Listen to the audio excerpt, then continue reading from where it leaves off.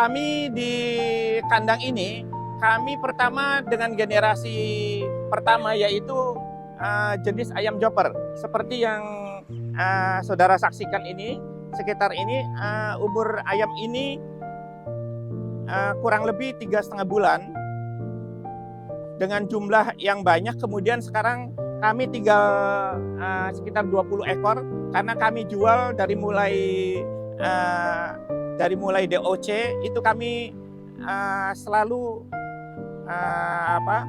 regenerasi. Kemudian ada di belakang kami itu jenis KUB, usia kira-kira 15 hari. Untuk jenis joper bisa panen sekitar umur 4 bulan. Sebenarnya sebelum itu sudah bisa sekitar 3,5 bulan. Tapi ada setiap perkembangan satu generasi itu ada yang lambat dan ada yang cepat. 4 bulan itu antara 900 gram sampai 1,2 kilogram. Jadi kalau untuk seorang peternak, bagaimana bisa memanajemen pakan, itu yang akan berhasil. Karena kalau kita mengandalkan pakan dari pabrikan, kita tidak akan mencukupi biayanya. Jadi kami mengolah sendiri jenis pakan, yaitu dengan cara fermentasi. Panen pertama kami jual antara 40.000. Kami tidak bisa mengkalkulasi jumlah berapa kilogramnya, tapi yang jelas satu ekor ayam dengan harga jual 40.000, harga DOC atau harga waktu kita kecil, beli ayam kecil, kemudian ditambah dengan pakan, kira-kira keuntungan sekitar Rp12.000 per ekornya. Lebar kandang kami sekitar 3 meter kali 9 meter. Ini kapasitas ayam, kalau untuk dewasa kita muat sekitar 200 sampai 250 ekor. Kami mengoplos atau mencampur antara nasi bekas atau yang disebut dengan nasi bekas kering, nasi aking. Kemudian kami campur dengan dedak dan ikan dengan bahan yang lain difermentasi. Ini untuk mengurangi kos yang tinggi. Jadi pakannya itu dedak kurang lebih 7 kg dicampur dengan ikan yang afkiran atau kepala teri kurang lebih 2 kg dicampur dengan bahan-bahan tertentu. Jadi kami pertama sebelum dipakai untuk peternakan, tanah dicangkul dulu. Tanah itu tidak padat. Kemudian ditabur dengan sekam bakar dan sekam mentah. Kemudian kita oplos dan dibiarkan dulu. Kami memberikan makan ke ayam-ayam ini sehari 3 kali, pagi, siang, dan sore. Kemudian sumber makanannya di samping dedak yang kami beli juga ada makanan-makanan bekas dari warga sekitar. Seperti nasi bekas atau kue-kue yang tidak dipakai oleh warga. Kemudian makanan-makanan bekas itu sama warga sudah tahu, dimasukkan ke dalam plastik dan digantung di depan pintu rumah masing-masing. Kemudian kami malam atau pagi harinya kami ambil satu-satu. Dan ini alhamdulillah untuk mengurangi bau limbah di tempat pembuangan sampah warga.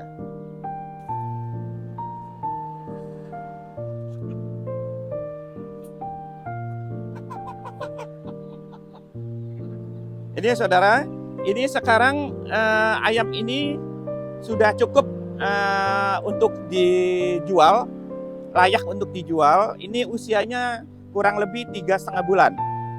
Dulu pada saat kami pertama kali beternak, kami beli bibit ayam ini usia setengah bulan. Kalau untuk 200 ekor ayam dewasa, cukup 3 kali 8 sudah bisa. Ini ada kandang 2 susun.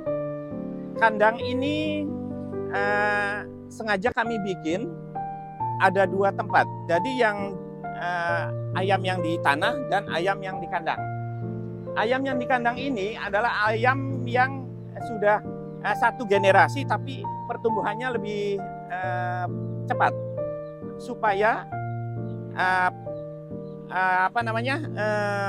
makanan tidak saling berebut. Karena kalau dicampur antara yang besar sama yang kecil, walaupun 1 generasi, pasti yang kecil akan kalah. Jadi kami kan masukkan ke dalam kandang ini, jadi jenis makanannya juga sama, tapi porsinya berbeda. Kemudian untuk jenis lantainya atau tempat main ayam, itu usahakan jangan di floor atau jangan di semen. Karena akan menimbulkan bau di sekitar kita. Jadi alasnya itu tanah, kemudian dikasih pakai sekam kering dan sekam bakar. Alhamdulillah warga sekitar ini tidak ada yang komplain. Di depan saya ini ada anak ayam yang usia 15 hari.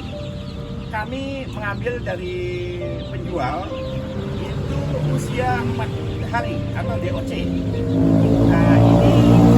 jenis yang kami pelihara ini kurang lebih 100 ekor. Jenisnya jenis KUB1.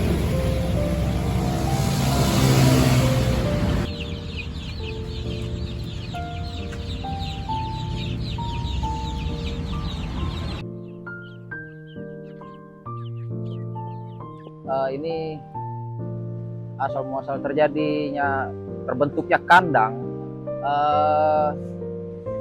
Awal mulanya kita duduk bareng dengan lingkungan, bapak-bapak lingkungan, kita ngopi, tidak disengaja muncullah inspirasi untuk memelihara ayam. Karena di lingkungan kita banyak yang bapak-bapak sudah pensiun, yang sudah tidak bekerja, ya kita memutuskan untuk sekaligus ternak, sekaligus meluangkan hobi. Nah, terjadilah kita terbentuknya kandang ini karena di lingkungan kita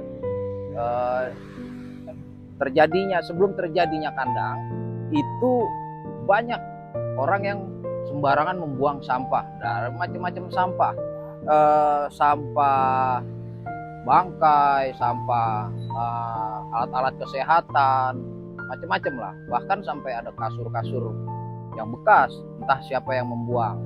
Nah, terjadilah kita inspirasi bersama lingkungan untuk memelihara ayam kampung gitu. Nah, jadi timbulnya inspirasi karena kita melihat budidaya ayam kampung di Bekasi ini masih sangat jarang. Jadi kita membuka budidaya ayam kampung sekaligus ternak untuk penjualan itu berpotensi, sangat berpotensi. Nah, makanya kita kumpul dengan lingkungan beserta kita koordinasi terutama dengan RT dan lingkungan setempat agar supaya menghindari terjadinya bau. Tapi alhamdulillah kita terrealisasikan dan terjadilah wujud bentuk kandang ayam ini. Kita ada kegiatan di kandang ayam ini dan ada kesibukan. Jadi saya sendiri dari orang pensiunan, usia udah 73 tahun. Jadi ada kegiatan, jadi membantu supaya mengatih motorik juga supaya nggak lupa sama kegiatan juga. Itu aja yang saya mesti ini kan. Dengan adanya kandang ayam ini bermanfaat juga untuk kegiatan saya sehari-hari. Dengan adanya piaraan ayam ini, jadi kita harus fokus. Kalau dia kan makhluk hidup juga, jadi kita harus kasih pakannya, ininya, perawatannya. Tadinya di lahan kan nggak berfungsi, lahan banyak semak-semak gitu. Nah, kita ada koordinasi dengan Pak RT, coba kita buka semacam kayak peternakan ayam gitu. Ya kita belajar juga dah untuk kegiatan ini bareng-bareng. Bahwa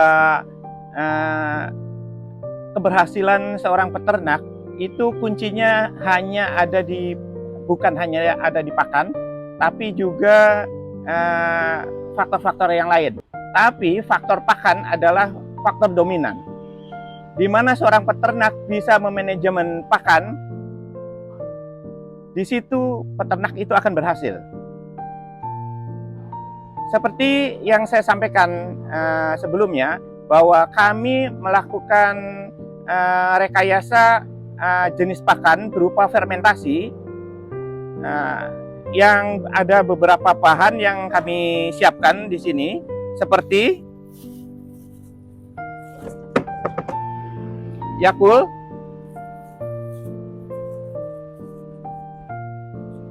dua buah, kemudian gula aren dan gula pasir. Gula pasir kira-kira 2 sendok dan gula aren kira-kira setengah saja. Kemudian ada Royco. Sebenarnya kita tidak perlu disebut merek dagangnya, tapi kenapa saya sebutkan? Karena saya sudah coba beberapa jenis bumbu masak yang lain, itu beda baunya, wanginya. Jadi kami boleh sebutkan bahwa ini adalah Royco dengan rasa sapi. Kira-kira 2 saset. Kemudian ini adalah dedak. Dan terakhir adalah kepala teri atau ikan afkiran. Pertama, proses pembuatannya, saya akan bikin kurang lebih 7 kg dedak dicampur dengan 2 kg kepala teri. Kalau dicampurkan dengan beberapa bahan yang lain, nanti akan terisi di dalam tempat ini penuh. Proses pembuatannya yaitu masukkan kepala teri kurang lebih 2 kg. Kemudian masukkan air 3 gayung atau 3 liter. Selanjutnya dimasak sampai dengan api yang besar sampai matang. Itu tujuannya satu, untuk mematikan jenis-jenis seperti ulat atau belatung yang ada di dalam kepala teri ini. Kemudian yang kedua adalah melunakkan ikan sendiri. Selanjutnya ini adalah dedak. Dedak seberat 7 kg.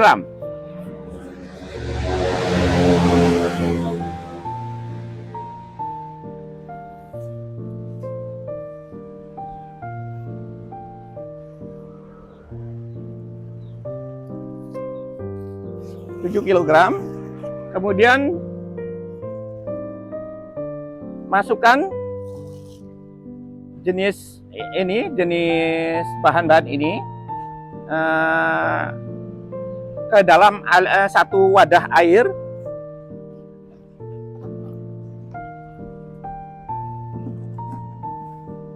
Air yang kami perlukan adalah 2 liter. dicampur dengan 2 Yakult, gula pasir dan gula aren, dan 2 saset Reiko rasa sapi. Kita aduk jadi satu. Aduk kita jadi satu. Biarkan kurang lebih 15 menit. Ini tidak boleh kurang dari 15 menit karena proses fermentasi dari Yakult itu adalah 15 menit. Nanti bakteri positifnya yang akan berfungsi. Kemudian setelah 15 menit, ini kepala ikan teri masukkan ke dalam air tadi. Kemudian diaduk dan masukkan jadi satu ke dalam adonan dedak. Terus kita aduk-aduk, tidak boleh ada yang menggumpal. Jadi kalau ada yang menggumpal, kita langsung haluskan. Karena kalau yang menggumpal ini tidak rata, nanti pada saat fermentasi di dalam tempat ini, tempat tong ini, nanti akan terjadi jamur. Jadi harus seperti ini. Setelah halus, kemudian kita masukkan ke dalam tong ini. Dalam tong ini dan tutup rapat-rapat. Tutup rapat-rapat, tidak ada celah udara untuk yang masuk keluar masuk. Biarkan fermentasi ini berjalan kurang lebih 4 hari. Selama 4 hari, tong ini tidak boleh langsung kena matahari. Karena tidak boleh kena panas, jadi harus di tempat yang adem atau yang dingin. Ya. Setelah 4 hari, ini boleh kita buka tempatnya dan langsung kita boleh kasih pakan ke ternak kita. Dan hasilnya seperti ini. Coba bisa kita lihat bahwa ini aslinya. Dedak ini warnanya coklat muda. Setelah jadi fermentasi adalah coklat tua. Kemudian dengan rasa baunya yang khas, jadi ada rasa asam-asamnya. Kira-kira sekian dulu pemirsa. Semoga apa yang saya sampaikan bermanfaat untuk kita semua, dan salam kukuroyok.